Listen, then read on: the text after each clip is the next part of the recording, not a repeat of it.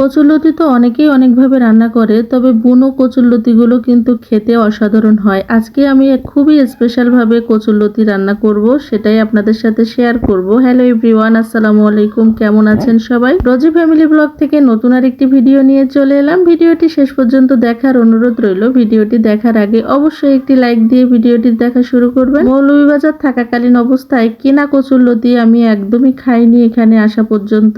এখানকার যে বুনো কচুরলতি গুলো চিকন চিকন, যেগুলো খেতে এত ভালো লাগে, এগুলোই খাওয়া হয়, যেটা আসলে পাহাড়ি এলাকায় প্রচুর পরিমাণে পাওয়া যায়। আর ইয়াসমিন নিয়ে আসে, না হলে আমার আন্টি নিয়ে আসে। তো এটা রান্না করার জন্য কিন্তু আমি এই যে পেঁয়াজ রসুন একদম গোটা গোটা দেশি রসুনের কোয়া, যেটা ফ্রিজিং করে রেখে দিয়েছিলাম, তো সেটা বের করে নিয়েছি অনেকগুলো করে। আর নিয়েছি বাগদা চিংড়ি মাছ আর কি, তো এটাও কেটে কুটে কমপ্লিট করে নিয়েছি। এখন কড়াইতে তেল দিয়ে দিচ্ছি। ঠিক আমি যেভাবে রান্না করছি এভাবে একটাবার হলো ট্রাই করে দেখবেন, স্বাদ একদমই ভুলবেন না। খুবই স্পেশাল ভাবে রান্না করেছি, আর এভাবে রান্না করলে এত স্বাদ হয়। আর সব সময় আমরা জানি যে কচুরলতি চিংড়ি মাছের সাথে সবচেয়ে যায়। আমি নারকেলের দুধ দিয়ে সাধারণত রান্না করি, তবে আজকে আমি ঝাল ঝাল করে এই চিংড়ি মাছ দিয়ে রান্না করব, যেটা খেতে এত মজা হয়েছিল, কি বলবো, দেখতে যেমন লোভনীয় হয়েছিল, খেতেও তেমন মজা হয়েছিল। তো আমি প্রথমে তেলটা গরম হয়ে গেলে চিংড়ি মাছগুলো দিয়ে দিয়েছি। চিংড়ি মাছগুলো একটু ভাজা ভাজা হয়ে গেলে এর ভিতরে লবণ দিয়ে তারপরে আমি পেঁয়াজ রসুনগুলো দিয়ে দিব, দিয়ে একটু নেড়ে চেড়ে নিব, আর কাঁচামরিচ সহ। যেহেতু কচুরলতি গাল চুলকানোর সম্ভাবনা থাকে, এখানে তো প্রায় বৃষ্টি হয়, এজন্য কিন্তু আমি লবণ মাখিয়ে রেখেছি। প্রথমে দেখতে পেয়েছেন তো, ওটা লবণ খানিকক্ষণ মাখিয়ে রেখে দিলে কিন্তু আর গাল চুলকানোর কোনো সম্ভাবনা থাকে না। পেঁয়াজ রসুন কিন্তু গোটা গোটা রসুন দিয়ে দিলে কিন্তু সবচেয়ে ভালো হয়। এটা এমনিতেই কষাতে কষাতে গলে যায়, বেটে না দিয়ে আমি এইভাবে দেই, যেটা খেতে অসাধারণ লাগে। শুকনা মরিচের গুঁড়া দিয়ে দিয়েছি, আর একটু সামান্য হলুদ দিয়ে দেবো, এতটুকুই, আর কিছু দেবো না। কচুরলতিতে কিন্তু কম বেশি একটু রসুন দিলে সবচেয়ে ভালো লাগে আর কি। আর রসুন দিলে গালটা চুলকায় না, আর এমনি লবণ দিয়ে মাখিয়ে রাখার কারণে গাল মোটেও চুলকাবে না।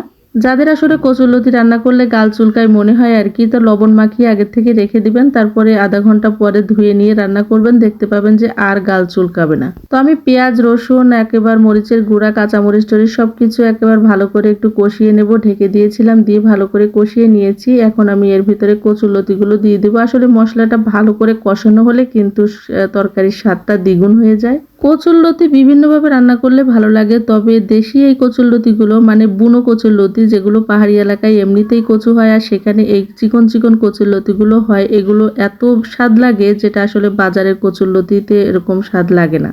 তবে কিন্তু এই কচুরলতিগুলো বাছতে খুবই কষ্ট হয়। তো এটা আমি কালকে রাত্রেই বেছে রেখে দিয়েছিলাম, তারপরে ফ্রিজে রেখে দিয়েছিলাম। আজকে ছোট ছোট করে কেটে তারপরে এই রান্না করছি। মানে কেটে রান্না করতে গেলে কিন্তু অনেক সময় লেগে যাবে, আর আমি বাচ্চাদের জন্য পারি না, তাই রাত্রেই কেটে কুটে রেখে দিয়েছিলাম।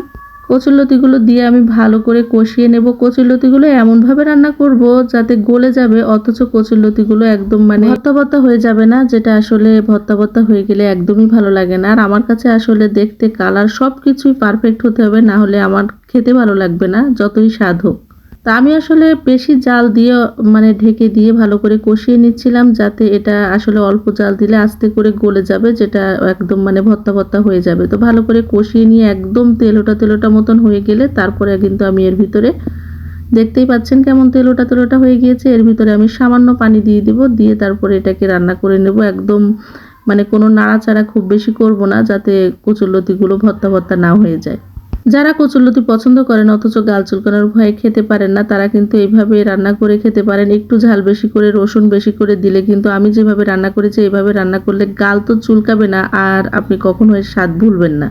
দেখতেই পাচ্ছেন সামান্য পানি দিয়ে দিয়েছি, আর এটা আমি ঢেকে দেব না আর কি, একদম হালকা করে জাল দিব। একদম চচ্চড়ি মতন হয়ে গেলে তখন আমি এটা নামিয়ে নেব। ঢেকে দিলে এটা বেশি গলে যাবে। আর উপরে আমি সামান্য চিনি দিয়ে দিয়েছি, মানে স্বাদটা ব্যালেন্স রাখার জন্য, যেটা আসলে আমি প্রত্যেকটা তরকারিতেই দিয়ে থাকি। যশোর সাতক্ষীরার মানুষ কিন্তু এরকম একটু দেয়, খুবই ইন্ডিয়ান স্টাইলে আর কি। মুস্কান মাহাদিকে চুরি করে আজকে ভয়েসটা দিচ্ছি, তারা চিল্লাচিল্লি কোনোভাবেই বন্ধ হচ্ছে না। ওদের কথাবার্তা আপনারা শুনতে পাবেন, কিছু মনে করবেন না, কিছু করার নেই আসলে, যেহেতু বাচ্চা ছোট।